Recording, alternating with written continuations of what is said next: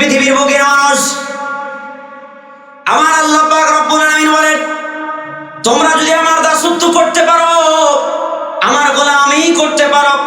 বলে দাসত্ব করার নিয়ম হলো দুইটা। কয়টা? দাসত্ব করার নিয়ম হলো দুইটা। এক নম্বর দাসত্ব করার নিয়ম হলো মানুষটা নামাজ পড়বে, রোজা রাখবে, হজ করবে, যাকাত দিবে, আরো অনেক বিধিবিধান যেগুলো আছে সেগুলো মেনে চলবে। আর এই মানবার জন্য অন্য মানুষের কাছ থেকে সে শিখে নিয়ে বুঝে নিয়ে শুনে নিয়ে সে আমলগুলো করবে। আর আরেকটা দাসত্ব করার নিয়ম হলো সে সরাসরি আল্লাহ প্রদত্ত কোরআনুল কারীম তার সিনার ভিতরে জমা করে সে আল্লাহ পাক রব্বুল আলামিনের প্রিয় বান্দা হয়ে যাবে। বন্ধুগণ, আমার মনোযোগ দিয়ে শুনবার চেষ্টা করেন। আমার আল্লাহ পাক রব্বুল আলামিন ডাক দিয়ে বলেন, হে পৃথিবীর বুকের মানুষ, আমার আল্লাহ পাক রব্বুল আলামিন বলে পৃথিবীর বুকে যেই মানুষটা তার সন্তানকে কোরআনের হাফেজ বানালো, কোরআনের আলেম বানালো, দিনের বড় দায়ী হলো, তার সাথে যত মানুষ সম্পর্ক রাখবে, ধরে নেন আমি একজন আলেম, আমার সাথে যত মানুষের সম্পর্ক আছে, এই এলাকাটার পার্শ্ববর্তী অনেক দাদা, চাচা, নানা, খালু, অনেকেই অনেকগুলো আমার সম্পর্কের সাথে জড়িত, রক্তের সম্পর্কের সাথে জড়িত।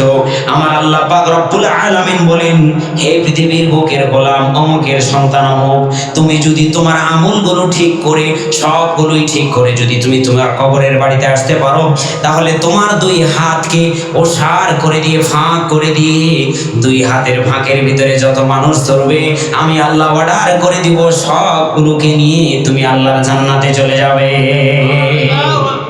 জোরে বলেন না সুবহানাল্লাহ। তাহলে হাফেজের বাবা, দাদা, নানা, চাচা, খালু, এদের নাম আছে না নাই? বলেন আছে না নাই?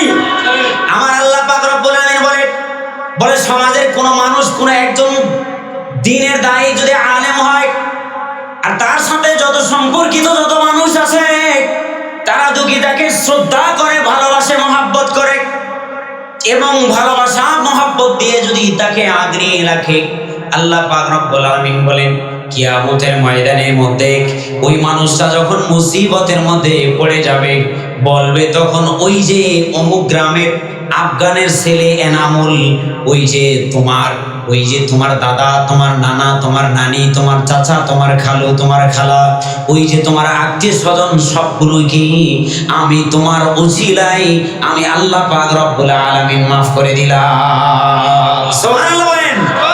বন্ধুগণ, আমার এটা হলো কিয়ামতের ফায়দা। শুধু এতটুকু ফায়দা নয়, আমার আল্লাহ পাক রব্বুল আলামিন বলেন কিয়ামতের ময়দানে আমার আল্লাহ পাক রব্বুল আলামিন কিয়ামতের মাঠটাকে সাজানো হবে, কোরআনুল কারীম তেলাওয়াত করবেন, আমার আল্লাহ পাক রব্বুল আলামিন স্বয়ং তেলাওয়াত করে শোনাবেন। সংক্ষেপে বলার কিন্তু সময় নেই। আল্লাহ পাক রব্বুল আলামিন ওই কিয়ামতের ময়দানে একজন হাফেজের বাবাকে দাঁড় করানো হবে। হাফেজের বাবাকে দাঁড় করিয়ে আল্লাহ পাক রব্বুল আলামিন ওই হাফেজের বাবাকে ডাকতে বলবে, ও হাফেজের বাবা রে, এদিকে আসো। যেমন আমরা আজকে দুই পাশে দুইজন ভাইকে টুপি পরায় দিলাম, আমার আল্লাহ পাক রব্বুল আলামিন কিয়ামতের ময়দানে ওই হাফেজার বাবাদেরকে ডাকতে বলবে, হাফেজার বাবারা রে, এদিকে আসো। আমি আল্লাহ নিজ হাত দিয়ে আজকে তোমাদের মাথার উপরে আমি সোনার মুকুট পরায় দিব। জোরে বলেন সুবহানাল্লাহ। বন্ধুগণ, আমার দাম আছে নাই? আমার আল্লাহ পাক রব্বুল আলামিন বলেন সোনার মুকুট পরায় দেব। বলে সোনার মুকুট পরায় দিয়ে শুধু ক্ষান্ত নয়, এবং সমাজের কতক মানুষ বলবে, বলে এই গ্রামের হেলাল ভ্যান চালিয়ে খায়, আর বড় যত মানুষ আছে, অন্য মানুষগুলো যারা তার সন্তানকে বড় দামি বানাইতে পারে নাই, এবার ওই হেলাল সাহেবকে যখন কিয়ামতের ময়দানে সোনার মুকুট পরিয়ে দেওয়া হবে, তখন আমার আল্লাহ পাক রব্বুল আলামিনের দরবারে আরো 10-15 জন এলাকার মানুষরা আফসোস করে বলবে, আল্লাহ, ওই যে ভিওইল গ্রামের হেলালের তো কোনো দাম ছিল না, সে তো ভ্যান চালিয়ে খেত, তার অর্থ কোটি টাকা পয়সা তেমন কোনো ছিল না, আর আল্লাহ আপনি আজকে কিয়ামতের ময়দানে তার মাথার উপরে সোনার মুকুট পরায় দিন। আবার আল্লাহ পাক রব্বুল আলামিন ডাক দিয়ে বলবে, ও ভিওয়ালের আশেপাশের গ্রামের মানুষেরা, ও আমার পৃথিবীর গোলাপ,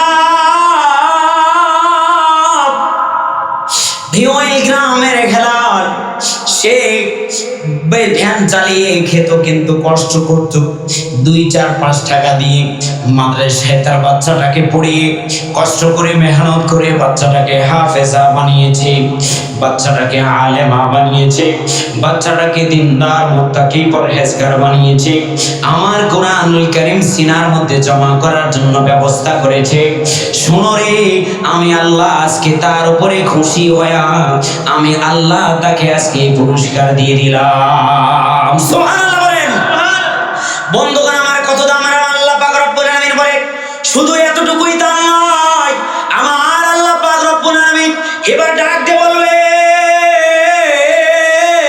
ও হাফেজারে তোমরা আসো।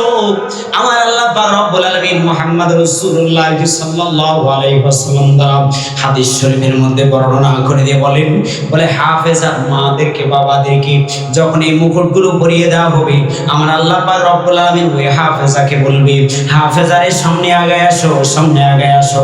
বলে যখন সামনে আগায় আসবে, সামনে আগায় আসার পরে আমার আল্লাহ পাক রব্বুল আলামিন বলে একটা করে আয়াত পড়ো পড়ো পড়ো পড়ো।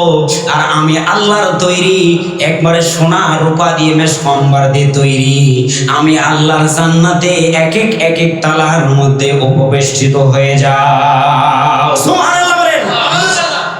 বন্ধুগণ, আমার কত দাম দেখেন। আমার আল্লাহ পাক রব্বুল আলামিন বলে 6666টা আয়াত তেলাওয়াত করবে, একটা করে আয়াত পড়বে, আর একটি করে তালার মধ্যে উঠবেন। বলেন আল্লাহু আকবার। একটা করে আয়াত পড়বেন আর একটি করে তালার মধ্যে উঠবে। আমার আল্লাহ পাক রব্বুল আলামিন এই সমস্ত ফ্যাসিলিটি গুলো কিয়ামতের ময়দানে আমার আল্লাহ পাক রব্বুল আলামিন ওই গোলামদেরকে দিয়ে দিবেন। আমার আল্লাহ পাক রব্বুল আলামিন সমস্ত মানুষদের সামনে আমার আল্লাহ পাক রব্বুল আলামিন এত সুন্দর একটা চেয়ার দান করবেন। আমার আল্লাহ পাক রব্বুল আলামিন বলেন, চেয়ারটা হবে, আল্লাহ পাক রব্বুল আলামিন ওই চেয়ারটা বানাবেন হলো সোনার তার দিয়া। সুবহানাল্লাহ বলেন। কি দিয়ে বানাবেন? সোনার তার দিয়ে। চেয়ারটা বানাবেন রূপার তার দিয়ে, সোনা আর রূপার তার দিয়ে চেয়ার বানাবে।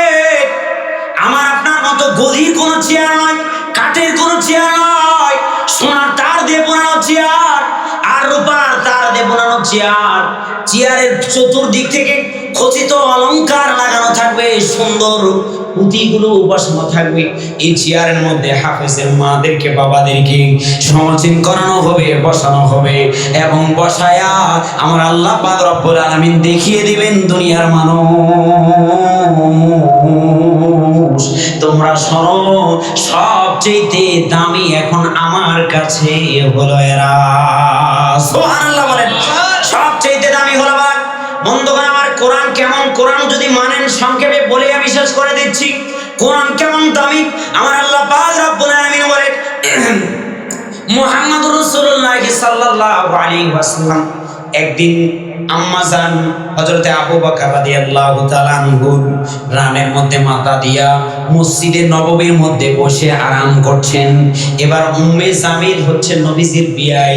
নবীজির কি বলেন? নবীজির কি বিয়াই। আরেক দিক দিয়ে চাচি, আরেক দিক দিয়ে কি চাচি, একদিক দিয়ে বিয়াই আরেক দিক দিয়ে চাচি। আসছেন হাতে দুটা পাথর নিয়ে। আরে মুহাম্মদের আল্লাহ নাকি আয়াত সূরা নাযিল করছে, আমার স্বামী ধ্বংস হয়ে যাবে আর আমার পরিবার সবকিছু ধ্বংস হয়ে যাবে। আমার আল্লাহ পাক রব্বুল আলামিন বলেন, আমরাতুহু হাম্মালাতাল হাতাব, তুই ধ্বংস হ, তোর স্ত্রী সহ সবগুলো ধ্বংস হয়ে যা। বলেন না আল্লাহ পাক বলে সব ধ্বংস হয়ে যা। আমার আল্লাহ পাক রব্বুল আলামিন এরকম ব্যাপার কোন মহিলা সম্পর্কে বলেন নাই, শুধু বলেছিলেন আবু লাহাবের স্ত্রী উম্মে জামিল সম্পর্কে। কেন? দুইটা হাতর নিয়ে আসছেন, পাথর দুইটা হাতে নিয়ে আসছেন, নবীজিকে মেরে ফেলবেন। বলেন তো সম্ভব নাকি? বলেন সম্ভব নাকি? যে বিশ্ব নবীকে সৃজন করা না হলে পৃথিবীর আল্লাহ পাক রব্বুল আলামিন এত সুন্দর ডেকোরেশন করতেন না, পৃথিবীটাকে এত সুন্দর করে সাজাতেন না, পৃথিবীটাকে আল্লাহ পাক রব্বুল আলামিন এত সুন্দর আকৃতি দিয়া, পৃথিবীর এত সুস্বাদু ফলমালাদি, এত সুন্দর সবকিছু আল্লাহ পাক রব্বুল আলামিন এই পৃথিবীর বুকে দান করতেন না। করছেন কার কারণে? মুহাম্মদ রাসূলুল্লাহ সাল্লাল্লাহু আলাইহি ওয়াসাল্লামের কারণে শুধুমাত্র কেবলমাত্র আল্লাহ পাক রব্বুল আলামিন এত সুন্দর এত কিছু আল্লাহ পাক রব্বুল আলামিন দান করেছেন। বলে একটা জমি চাষ করবেন, জমিটাকে উল্টাইয়া দিয়ে আবার আরেকটা চাষ করেন, ওটা আবার উল্টাইয়া দিয়ে আরেকটা চাষ করেন, আর যত করবেন আমার আল্লাহ পাক রব্বুল আলামিন তত দিবেন। বলেন না সুবহানাল্লাহ। আল্লাহ পাক রব্বুল আলামিন এগুলো সবগুলো দিয়েছেন কার জন্য? মুহাম্মদুর রাসূলুল্লাহ সাল্লাল্লাহু আলাইহি সাল্লামের জন্য। আল্লাহ পাক রব্বুল আলামিন বলেছেন ওমা আরসালনাকা ইল্লা রাহমাতাল লিল আলামিন। আমার আল্লাহ পাক রব্বুল আলামিন বলেন শুধুমাত্র কেবলমাত্র আমি বিশ্ববাসীর জন্য, পুরো বিশ্বের জন্য, হিন্দু মুসলিম ইহুদি খ্রিস্টান বৌদ্ধ ছাড়া সবার জন্য আমি আল্লাহ পাক রব্বুল আলামিন মুহাম্মদ রাসূলুল্লাহকে নবী বানিয়েছি। বলেন না সুবহানাল্লাহ। শুধু কার জন্য? আমার আপনার নবী না। একজন হিন্দু যদি আজকে কালিমার ঘোষণা দিয়ে বলে লা ইলাহা ইল্লাল্লাহু মুহাম্মাদুর রাসূলুল্লাহ, আমার আল্লাহ পাক রব্বুল আলামিন বলেন পরের দিন থেকে সেও হলো মুহাম্মাদুর রাসূলুল্লাহর উম্মত। সুবহানাল্লাহ। এই জন্য নবী হলেন বিশ্বজনীন, সর্বজনীন আমার আপনার জন্য কোরআনুল কারীম। আল্লাহ পাক রব্বুল আলামিন বলেছেন হুদাল লিন-নাস, বলেন নাই হুদাল লিল মুসলিমিন। এই কথা কিন্তু বলেন নাই মুসলমানের জন্য হেদায়েত, বলেন নাই। আল্লাহ তাআলা বলেছেন হুদাল লিন-নাস, পুরা বিশ্ববাসীর জন্য কোরআনুল কারীম হেদায়েত, পুরা বিশ্বের জন্য কোরআনুল কারীম রহমত, পুরা বিশ্বের জন্য মুহাম্মদ রাসূলুল্লাহ সাল্লাল্লাহু আলাইহি ওয়াসাল্লাম রহমত, সবার জন্য রহমত। এই নবীকে মারতে আসছেন উম্মে জামিল। কে আসছেন? আজও কি সম্ভব? মনোযোগ দিয়ে শোনার চেষ্টা করেন। হাতে দুটা পাথর নিয়ে মারার জন্য আসছে উম্মে জামিল। বলে দুইটা পাথর দিয়ে মেরে ফেলবেন। উম্মে জামিল মারার জন্য আসছে। আবু বকরের রানে মাথা দিয়ে ঘুমায়। বলে মাথা দিয়ে যখন আবু বকর রানে আল্লাহ নবী সাল্লাল্লাহু আলাইহি ওয়াসাল্লাম ঘুমায়, এবার আবু বকর রাদিয়াল্লাহু তাআলা আনহু নবীজির দিকে তাকায়া তাকায়া জিয়ারত করেন। বলেন না সুবহানাল্লাহ। আবু বকর রাদিয়াল্লাহু তাআলা আনহু বলেন আমার নবী এত সুন্দর, হে পৃথিবীর বুকের মানুষ, আমি একবার আসমানের তাকে এক সাহাবী বলে আমি একবার আসমানের তারকার দিকে তাকাই, আসমানের সূর্যের দিকে তাকাই, অমাবস্যার রাতে একবার মুহাম্মদুর রাসূলুল্লাহর দিকে তাকাই, বলে আসমানের তারকার চাইতে মুহাম্মদুর রাসূলুল্লাহ সুন্দর। বলেন না সুবহানাল্লাহ। বন্ধুগণ আমার মনোযোগ দিয়ে শোনার চেষ্টা করেন। আমার আল্লাহর নবী সাল্লাল্লাহু আলাইহি ওয়াসাল্লাম আবু বকরের মানে মাথা দিয়ে আরাম করছে। নবীজিকে আবু বকর জিয়ারত করছে।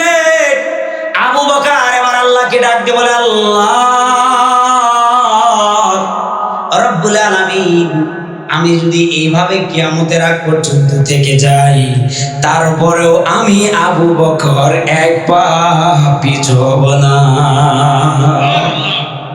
দেখছেন কত মহব্বত, কত ভালোবাসা মুহাম্মদ রাসূলুল্লাহর দিকে তাকিয়ে আছেন। রানে মাথা দিয়ে শুয়ে আছেন মুহাম্মদ রাসূলুল্লাহ, আর আবু বকর তাকিয়ে তাকিয়ে মনের স্বাদ মিটাচ্ছেন। বলেন আল্লাহু আকবার। আবু বকর তাকিয়ে তাকিয়ে মনের স্বাদ মিটাচ্ছেন। উম্মে জামিল আসছে। আবু বকর তাকিয়ে দেখলেন উম্মে জামিল দুইটা হাতে পাথর নিয়ে নবীজিকে মেরে ফেলবে, এই জন্য মারার জন্য আসছেন। বলে নবীজিকে যখন মারার জন্য আসছেন, এবার আবু বকর রাদিয়াল্লাহু তাআলা আনহু বলে মুহাম্মদ রাসূলুল্লাহ আপনাকে মারার জন্য আসছে উম্মে জামিল, আপনি যদি আমাকে অনুমতি দেন তাহলে আমি উম্মে জামিলের সাথে লড়াই করে আমি আপনাকে বেঁচিয়ে দিব। বলেন না সুবহানাল্লাহ। এই কথা বলবার পরে বন্ধুগণ আমার এবার আবু বকর রাদিয়াল্লাহু তাআলা আনহুকে মুহাম্মদ রাসূলুল্লাহ সাল্লাল্লাহু আলাইহি ওয়াসাল্লাম ডাক দিয়ে বলেন আবু বকর, আবু বকর রে, তোমার এখান থেকে উঠবার কোনো প্রয়োজন নাই। বলেন না মারহাবা। চিল্লায় বলেন না মারহাবা। আবু বকর রে, তোমাকে এখান থেকে উঠবার প্রয়োজন নাই, তুমি এখানে বসে থাকো আবু বকর। এবার আবু বকর বসে থাকলেন। মুহাম্মদ রাসূলুল্লাহ কোরআনুল কারীম থেকে তেলাওয়াত করা শুরু করে দিলেন। বলেন না সুবহানাল্লাহ। কোরআনুল কারীম থেকে তেলাওয়াত করছেন মুহাম্মদ রাসূলুল্লাহ সাল্লাল্লাহু আলাইহি ওয়াসাল্লাম। রেডিও একদম জোরে সুবহানাল্লাহ বলতে হবে এবার উম্মে জামিল মুহাম্মদুর রাসূলুল্লাহর কাছে এসে বলে, আব্দুল্লাহর পুত্র মুহাম্মদ কোথায়? বলেন না সুবহানাল্লাহ। বলে আব্দুল্লাহর পুত্র মুহাম্মদ কোথায়? মুহাম্মদ রাসূলুল্লাহ কোথায়? কাছে। উম্মে জামিল দাঁড়ায় আছেন কোথায়? কাছেই। আমার আল্লাহ পাক রব্বুল আলামিন বলেন, হিজাবাম মাসতুরা। আল্লাহু আকবার। আমার আল্লাহ পাক রব্বুল আলামিন বলেন, আমি পর্দা নামিয়ে দিয়েছি, আমি পর্দা নামিয়ে দিলাম। আল্লাহ পাক রব্বুল আলামিন উম্মে জামিল এবার ডাক দিয়ে বলে আবু বকর রে, মুহাম্মদ কোথায়? আব্দুল্লাহর পুত্র মুহাম্মদ কোথায়? বলে তাকে দেখে দাও, আমি তাকে মেরে ফেলবো। আবু বকর এবার মুস্কি মুস্কি হাসে আর বলে, আমার রানে মাথা দিয়ে যে মুহাম্মদ, আব্দুল্লাহর পুত্র মুহাম্মদ আমার রানে মাথা দিয়ে আরাম করে, আর তুমি তাকে মারতে আসছো, তাকে তুমি দেখতে পাও না? তোমার মতো পাগল আর এই জমিনে একটাও না। সুবহানাল্লাহ বলেন। বলেন পর্দা নামিয়ে দিয়েছেন কে? আল্লাহ। পর্দা নামিয়ে দিয়েছেন কে? আল্লাহ। মুজিজা কার? কোরআনের। কিসের মুজিজা? কোরআনের মুজিজা। আমার আল্লাহ পাক রব্বুল আলামিন এই কোরআন যে সিনার মধ্যে ধারণ করবে, সেই মানুষটা দামি হয়ে যাবে।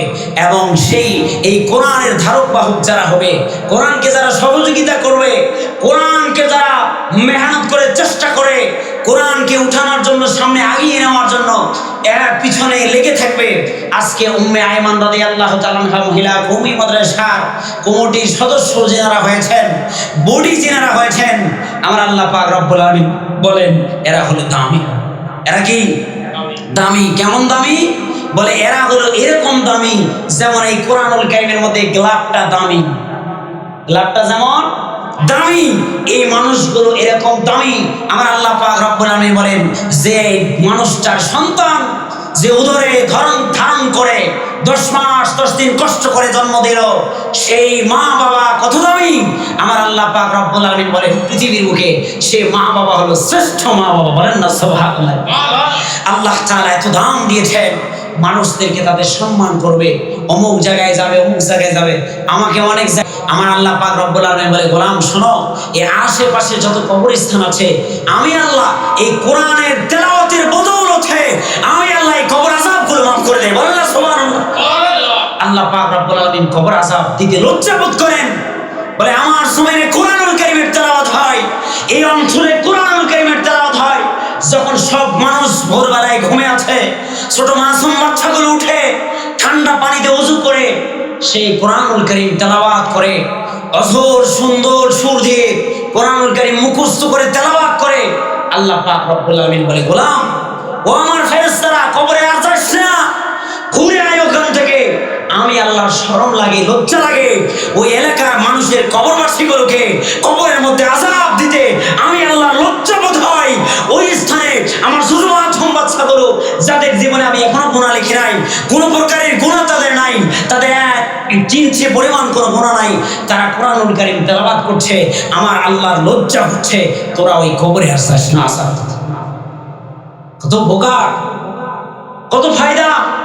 মুহাম্মদ রাসূলুল্লাহ সাল্লাল্লাহু আলাইহি ওয়াসাল্লাম বলেন, কোন মানুষ যদি কোরআনওয়ালাকে মহব্বত করতে পারে, কোরআনওয়ালাকে যদি ভালোবাসতে পারে, আল্লাহ পাক রব্বুল আলামিন পৃথিবীর বুকে তাকে সর্বপ্রকার মুসিবত থেকে বাঁচিয়ে দিবেন। সুবহানাল্লাহ বলেন না। আল্লাহ তাআলা সব প্রকারের মুসিবত থেকে বাঁচাবেন। কেমন করে? আল্লাহ নবী সাল্লাল্লাহু আলাইহি ওয়াসাল্লামের একটা দৃষ্টান্ত দিয়ে আমি বুঝাইতে চাচ্ছি। আল্লাহ নবী সাল্লাল্লাহু আলাইহি ওয়াসাল্লাম হিজরতের ঘটনা আমরা সবাই জানি।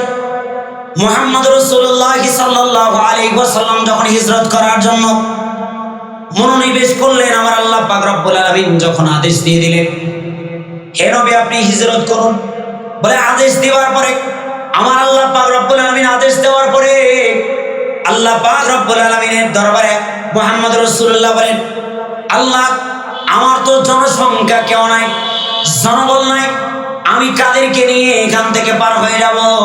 আমার আল্লাহ পাক রব্বুল আলামিন ডাকতে বলেন, মুহাম্মদ রাসূলুল্লাহ, ও আমার দোস্ত হাবিব শোনো রে, তুমি তোমার স্থানে আলীকে, তোমার স্থানে একজনকে শোয়া দিয়া তুমি বের হয়ে যাও। মুহাম্মদ রাসূলুল্লাহ শুনো, আমি আল্লাহ পাক রব্বুল আলামিন তোমাকে গন্তব্যস্থলে পৌঁছাইয়া দেওয়ার জন্য সহযোগিতা করব। বলেন না সুবহানাল্লাহ। আল্লাহ পাক রব্বুল আলামিন যখন বের হয়ে যাওয়ার চেষ্টা করলেন, বের হলেন। এবার বের হওয়ার সময় আল্লাহ পাক রব্বুল আলামিনের দরবারে মুহাম্মদ রাসূলুল্লাহ সাল্লাল্লাহু আলাইহি ওয়াসাল্লাম ডাক দিয়ে বলেন, আল্লাহ আপনি তো আমাকে সহযোগিতা করবেন রব্বুল আলামিন, কিন্তু আমার মনে তো ইতমিনান হয় না, রব্বুল আলামিন মনে তো প্রশান্তি হয় না। আল্লাহ আমার মনে তো শান্তি পাচ্ছে না, আপনি কেমন করে আমাকে সহযোগিতা করবেন? এবার আল্লাহ পাক রব্বুল আলামিন ডাক দিয়ে বলে, মুহাম্মদ রাসূলুল্লাহ রে শুনেন, আপনি বের হবেন, বের হওয়ার পরে হাতে কতগুলো কঙ্কর নেবেন, কঙ্কর নেওয়ার পরে কোরআন নামক গাইডলাইন থেকে তেলাওয়াত করে ওই কঙ্কর বালির মধ্যে ফু দিয়া ছিটায়া দিবেন। আমি আল্লাহ চতুর্দিকে যত কাফের আছে আমি আল্লাহ তাআলা সমস্ত কাফেরদের চোখে পৌঁছায় দিব। আল্লাহ সুবহানাল্লাহ, চিল্লায় আল্লাহ সুবহানাল্লাহ। তাহলে পৌঁছায় দিবেন কে? আল্লাহ। কে পৌঁছায় দিবেন? আল্লাহ। আমি যত কাফের আছে চতুর্দিকে সব কাফেরের চোখের মধ্যে আমি আল্লাহ পাক রব্বুল আলামিন পৌঁছায়া দিয়া আমি আল্লাহ পাক রব্বুল আলামিন তোমাকে সহি সালামতে এখান থেকে বের করে নিয়ে চলে যাব। বলেন না সুবহানাল্লাহ। আল্লাহ পাক রব্বুল আলামিন বলে সমস্ত কাফেররা পুরা নবীজির বাড়িটা ঘেরাও করেছেন, পুরা বর্ডারটাকে ঘেরাও করেছেন। বলে চতুর্দিকে ঘেরাও করে সবাই যখন অস্ত্র নিয়ে, বল্লম নিয়ে, তীর নিয়ে, নেজা নিয়ে দাঁড়িয়ে আছে, মুহাম্মদ রাসূলুল্লাহ সাল্লাল্লাহু আলাইহি ওয়াসাল্লাম দরজার কাছ থেকে এক মুষ্ঠ বালি কঙ্কর উঠায়া কোরআনুল কারীম থেকে তেলাওয়াত করলে। এবার তেলাওয়াত করবার পরে মুহাম্মদ রাসূলুল্লাহ সামনে নিক্ষেপ করে দিলেন। হাদিসের কিতাবের মধ্যে আসছে, বলে নিক্ষেপ করে দিতে দেরি হয় না, আমার আল্লাহ পাক রব্বুল আলামিন চতুর্দিকের কাফেরের চোখের মধ্যে পৌঁছায় দিতে দেরি হয় না। বলেন না সুবহানাল্লাহ, চিল্লায় বলেন না সুবহানাল্লাহ। সাহায্য করেছেন কে? আল্লাহ। কিসের বরকতে? কোরআনের বরকতে। কিসের বরকতে? কোরআনের বরকতে। বলে এটার ফায়দা কি? বলে আল আলিফু হারফুন, লামু হারফুন, মিমু হারফুন। আল্লাহ নবী সাল্লাল্লাহু আলাইহি ওয়াসাল্লাম বলেন, আলিফ একটা হরফ, লাম একটা হরফ, মিম একটা হরফ। যে ব্যক্তি বা যারা কোরআনের ধারক বাহক হলো, কোরআনকে সহযোগিতা করনেওয়ালা হলো, কোরআনকে ভালোবাসনেওয়ালা, মহব্বত করনেওয়ালা হলো, আমার আল্লাহ পাক রব্বুল আলামিন বলেন যে বুদ্ধি দিয়ে সহযোগিতা করেছে, মেধা দিয়ে সহযোগিতা করেছে, টাকা দিয়ে, অর্থ দিয়ে, শ্রম দিয়ে, কষ্ট করে সহযোগিতা করেছে, আমার আল্লাহ পাক রব্বুল আলামিন মুহাম্মদ রাসূলুল্লাহ সাল্লাল্লাহু আলাইহি ওয়াসাল্লাম বলেন, বলে আমি আল্লাহ তাআলা সবার আমল নামায়ের মধ্যে 10 করে নেকি লিখে দিব। বলেন না সুবহানাল্লাহ, জোরে বলেন না সুবহানাল্লাহ। বলে শুধু আমি আল্লাহ পাক রব্বুল আলামিন একজনের আমল নামায় দিয়ে ক্ষান্ত থাকবো না, আমি আল্লাহ সবার আমল নামায় দিব। একজন বাচ্চা যেমন ফজরে উঠে কোরআনুল কারীম তেলাওয়াত করে, বলে আলহামদুলিল্লাহ, আলহামদুলিল্লাহি রাব্বিল আলামিন আর রহমানির রহিম।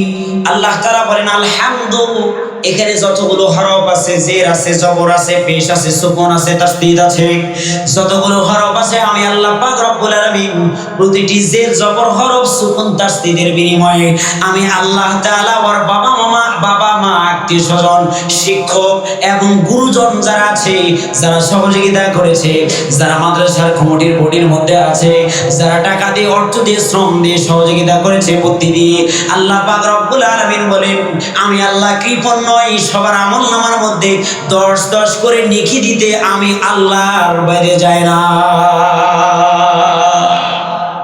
চিন্তা করছেন?